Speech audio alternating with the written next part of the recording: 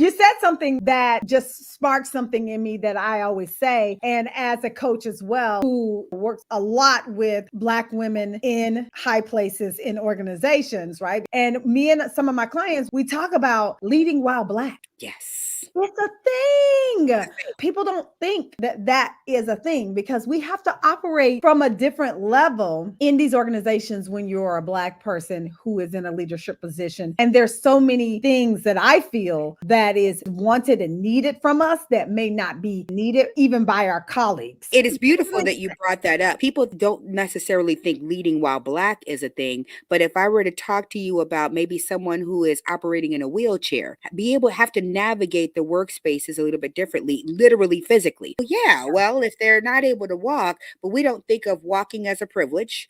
We don't Right. think of that person as not having that privilege. And in some cases, we don't accommodate our environments for these folks until the 1970s when we actually said, hey, people in wheelchairs are people too. It's very similar to leading while Black. There are certain ways that we have to navigate the world that are a bit different simply because of who we are and where we sit. And it doesn't mean that we're any less than, it doesn't mean that we're any less cognitively prepared, but it does mean we have to navigate the spaces a little differently. So Yes. trust and believe leading while Black is definitely a thing. And we are needed. Yeah. We are the support system for those individuals who need just somebody to be able to go to. I think that emotional regulation is one of the greatest skills that any of us Big could time. ever have.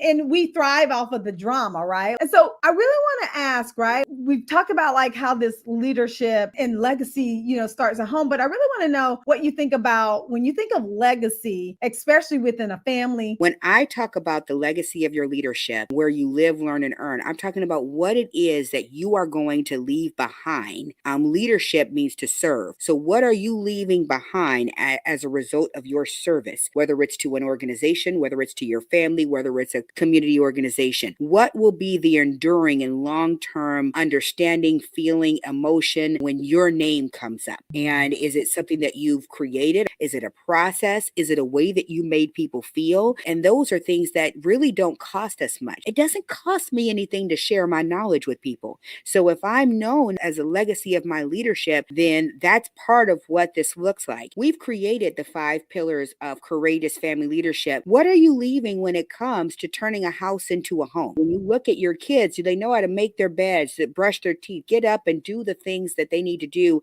to turn a house into a home? That does not require more degrees than a thermometer. It requires intentionality. In African culture, we have something called Sankofa, which means looking at your past to know your path forward. So how are you teaching your children and your family about your heritage and where you come from, and making sure that my Black babies know that their history, their ancestry didn't start with slavery? Relational leadership, how we communicate and get along with others. Moving to professional leadership, which is your career. This is the only thing the schools are there to serve you with. And this is where financial leadership comes in, because we also should be teaching and reaching folks to make their money work for them.